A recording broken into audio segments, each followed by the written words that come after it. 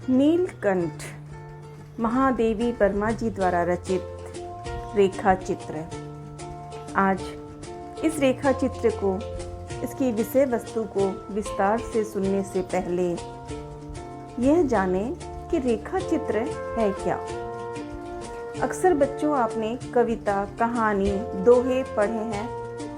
रेखा चित्र भी हिंदी साहित्य के गद्य विधा, गद्य माने प्रोज, आप जानते हो प्रोज और पोएट्री, गद्य और पद्य दो प्रकार के होते हैं।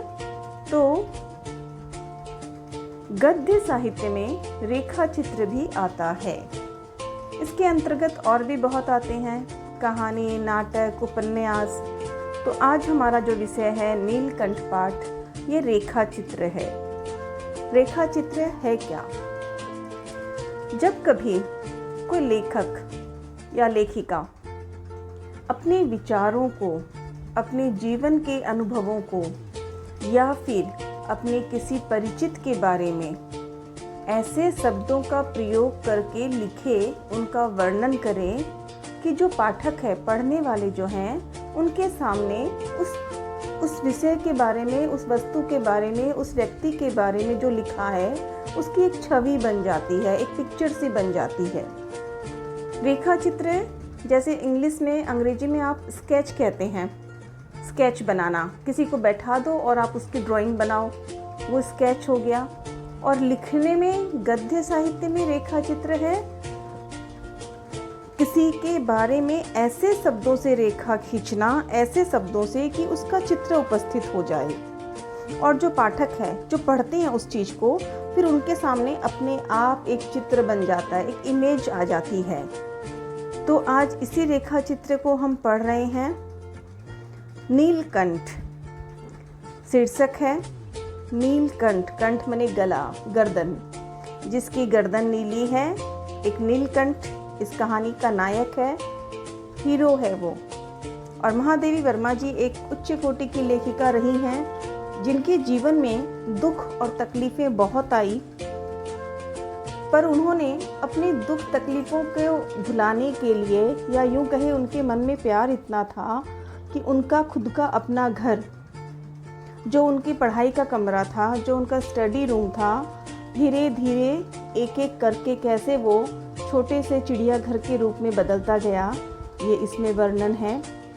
स्वयं लेखिका ने अपने अनुभवों को इसमें लिखा है और वो बताती हैं कि कैसे उनका घर एक चलता फिरता चिड़ियाघर बना और किस प्रकार उन्हें यह समझ में आया कि जिस तरह से मनुष्य के अंदर, हम इंसानों में प्रेम, अपनापन, घृणा, नफरत, क्लेश, भेदभाव, ईर्ष्या, झगड़ा करने की प्रवृत्ति होती है, ये सारी चीज़ें पशु पक्षियों में भी होती है। लेखिका ने इसका वर्णन यहाँ बहुत सुंदर तरीके से किया है। तो आइए देखते हैं कि क्या है नीलकंठ, क्या कहना चाहती है लेखिका।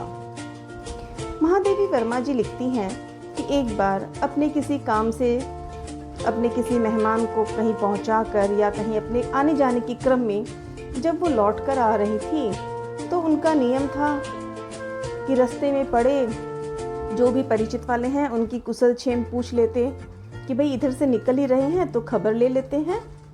तो वहाँ गए, जाने के बाद व्यक्ति पहचानते थे जिनका नाम बड़े मियाँ, कि महादेवी वर्मा जी को पशु पक्षियों से बड़ा प्रेम है और उन्हें कुछ बेचना हो तो सीधे कहेंगे खरीद लीजिए तो शायद ना कर दे, इसलिए वो थोड़े से भावनात्मक तरीके से उनको चीज़ों के बारे में जानकारी देते। भावनात्मक मतलब इमोशनली, थोड़ा सा इमोशंस उनके जो थे ना, वो जल्दी भावुक हो जाती थी, संवेदना थी उनके अंदर। तो वो बड़े मियाँ कहते हैं, सलाम गुरुजी, बस आपके लिए ही, सिर्फ आपके लिए ही ये 2 मोर के बच्चों को रखा है। चिड़ी मार, जो पक्षियों को मारते हैं, चिड़ी मार लाया था, पर मैंने खरीद लिया।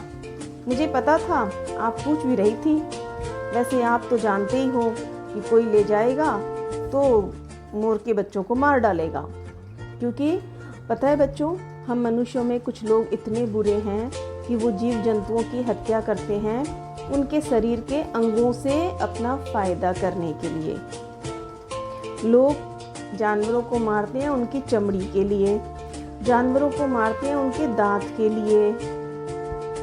इसी तरह मोर को लोग मारते हैं, उसके पंजे जो होते हैं पैर के, उससे दवा बनती है, उसके सुंदर पंख काम आते हैं सजावट के। तो लोग इन सब चीज़ों के लिए जानवर को मार डालते हैं।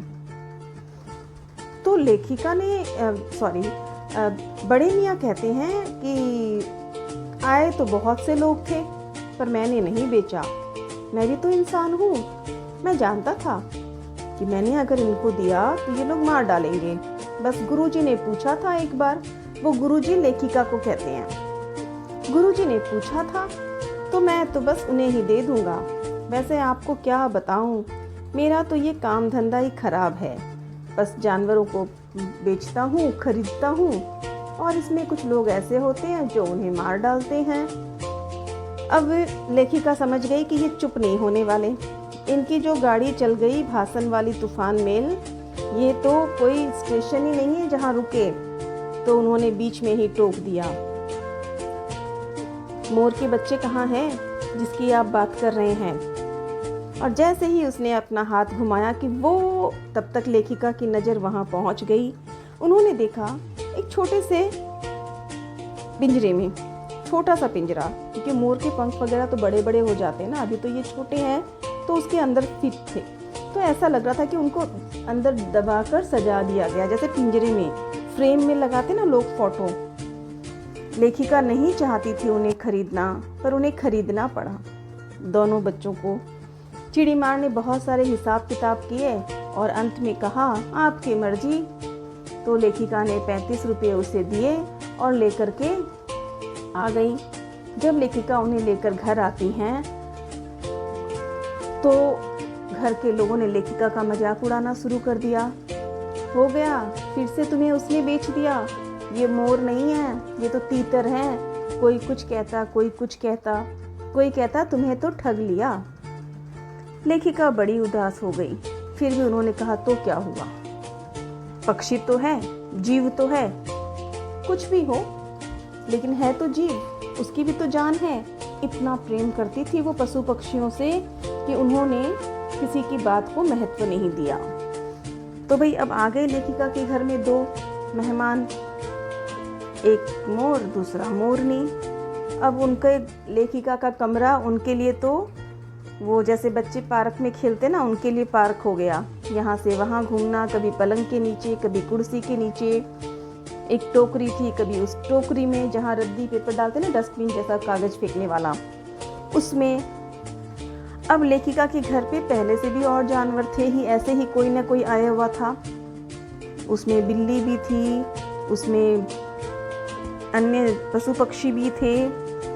तो लेखिका को डर हुआ कि अगर बिल्ली के सामने पड़ गया, या कुत्ती, या छोटी कुत्ती थी एक, तो वो एल्सेशियन, उसके सामने पड़ गए तो वो तो इनका 12 बजा देगी इनकी।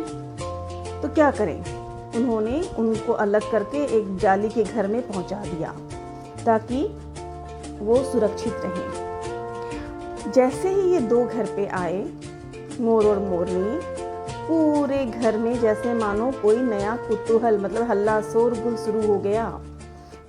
विवाह करके जैसे नई दुल्हन आती है ना, या बारात आती है, तो कितने लोग आते हैं, चलो चलो देखें देखें देखें। यहाँ पर तो कबूतर, बिल्ली, सभी के सब, खरगोश एक एक करके उछल कूद कर मानो देख रहे हैं, उसका मुआयना कर रहे हैं, उनका इंटरव्यू लेने वाले हैं, इस तरह की। और थोड़े ही दिनों में दोनों की सबसे दोस्ती होने लग गई। और जैसा नाम, जैसा जो उनको मोर और मोरनी कहा था, धीरे धीरे उनका वैसा ही स्वरूप बनता गया। तो मोर बड़ा होकर इतना सुंदर बना कि उसका नाम रखा नीलकंठ, और हमेशा छाया की तरह, उसकी परछाई की तरह उसके साथ रहने वाली, तो उसका नाम रखा मोरनी का राधा। अब धीरे धीरे मोर, मोरनी, नीलकंठ और राधा सभी पशु पक्षियों के साथ घर की खुशी खुशी रह रहे थे। मोर तो मानो उस घर का, उस जानवरों का, उन पशु पक्षियों का हीरो बन गया, नायक बन गया, लीडर। सुंदर तो था ही, लेखिका के घर कोई आते तो सब उसकी तारीफ करते, वाह क्या सुंदर है, ऐसा लगता है तुम्हारा नीलकंठ तो जेंटलमैन है। जैसा नाम नीलकंठ का वैसा काम, अच्छे करने वाले की तारीफ भी करता, गलत करने वाले को सजा भी देता। धीरे धीरे बड़ा हो गया, समय बीतने लगा। अब दूसरी तरफ जब नीलकंठ और राधा बड़े खुशी खुशी पूरे जीव जंतुओं के साथ थे, एक दिन लेखिका को फिर से उसी रास्ते से वो जा रही थी कहीं से काम से लौट के आते वक्त, तो बड़े मियाँ ने तो बुला लिया। अब जब बड़े मियाँ ने उन्हें बुलाया तो जाना ही था लेखिका को। तो लेखिका नहीं चाहती थी, उन्होंने मन ही मन सोचा आज चाहे कुछ भी हो जाए मैं और किसी पशु पक्षी को घर लेकर नहीं जाऊंगी। सोच ही रही थी, तभी तक बड़े मियाँ ने फिर कर दिया, गुरुजी देख लीजिए, क्या कहूँ आपको, तो मैं ये भी नहीं कह सकता आप इसे खरीद कर ले जाओ। आप जानते हैं ये चिड़ीमार बहुत निर्दयी होते हैं, बहुत बुरे होते हैं। देखिए ना बेचारे के पैर को, पंजे को कैसे घायल कर दिया, मरने वाली है, लेकिन आपको मैं कैसे कहूँ। लेखिका का मन फिर पिघल गया, उसे 7 रुपये दिए, फिर से लेकर आ गई, लेकिन इस बार खुशियाँ नहीं मुसीबत लाई।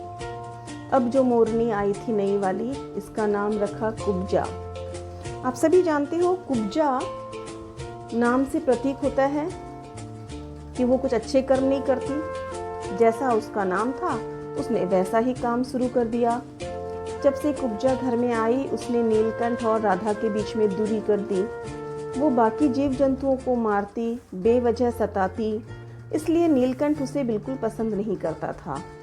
जब भी नीलकंठ राधा के पास बैठता वो बीच में आ जाती, राधा को मारती। कुब्जा चोंच से जब राधा को मारती तो नीलकंठ को अच्छा नहीं लगता। एक बार तो यूं हुआ कि राधा ने 2 अंडे दिए, वो अपने अंडों को सेती थी, उस पे बैठी थी, छुपा कर रख रही थी उससे, लेकिन कुब्जा को पता चल ही गया। उसने राधा को तो मारा ही, उसे तो चोंच मार मार के हटाया, अंडे भी फोड़ दिए। इन सब चीज़ों से नीलकंठ और राधा बहुत दुखी हो गए। नीलकंठ तो उड़कर चला गया कहीं एक दिन, जाली घर जब खुला था अचानक से निकल गया। लेखिका ने बड़े प्रेम से उसे समझाया, पुकारा और पुकार कर वो वापस लाई, लेकिन आ तो गया, पर अब वो पहले की तरह चंचल नहीं, दुखी रहने लग गया। धीरे धीरे बच्चों नीलकंठ एक दिन इस दुनिया से चला गया। क्यों? दुख से, तकलीफों से। नीलकंठ की मृत्यु ने लेखिका को सोचने पे मजबूर कर दिया कि पशु पक्षियों में भी इतनी हिंसा होती है। कुब्जा ने इतना बुरा बर्ताव किया। धीरे धीरे नीलकंठ की मृत्यु के बाद एक दिन राधा जो थी, अब तो वो तो हर समय दरवाजे पे ताक लगे देखती कि क्या पता नीलकंठ आ जाए, अब आ जाए। उसे नहीं पता था कि लेखिका ने नीलकंठ को अच्छे से कपड़े में लपेट कर, जैसे एक मनुष्य का अंतिम क्रियाक्रम करते हैं, लेखिका ने नीलकंठ को संगम में जाकर, नदी में जाके उसे बहा दिया।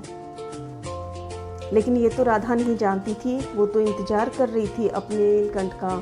दूसरी तरफ कुब्जा भी नीलकंठ के बिना बेताब थी, उसे नीलकंठ चाहिए। एक दिन वो नीलकंठ को खोजबीन में निकल गई वहाँ से, और जब वो निकल गई तो कजरी नाम की एक कुत्ती थी अल्सेशियन, उसके सामने पड़ गई।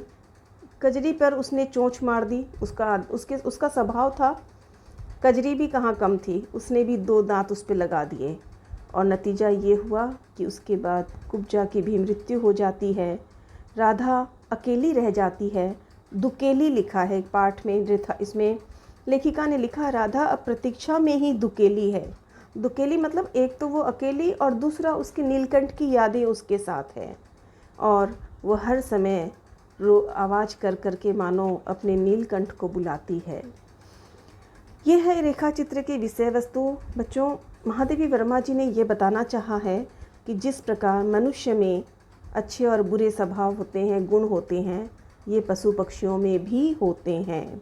यही इस रेखा चित्र का सार है कि हम जानें प्रेम, स्वभाव ये हमारे साथ है, जैसे वैसे पशु पक्षियों में, जीव मात्र में होता है ये, और हमें इसीलिए हर पशु पक्षी से प्रेम तो करना चाहिए, उनके सब सुरक्षा का ध्यान भी रखना चाहिए और साथ ही साथ विचार करना चाहिए कि क्या हिंसा इत्यादि अच्छी चीज़ें हैं। अगर नहीं तो हमें अपने स्वभाव को भी सुधार कर रखना चाहिए।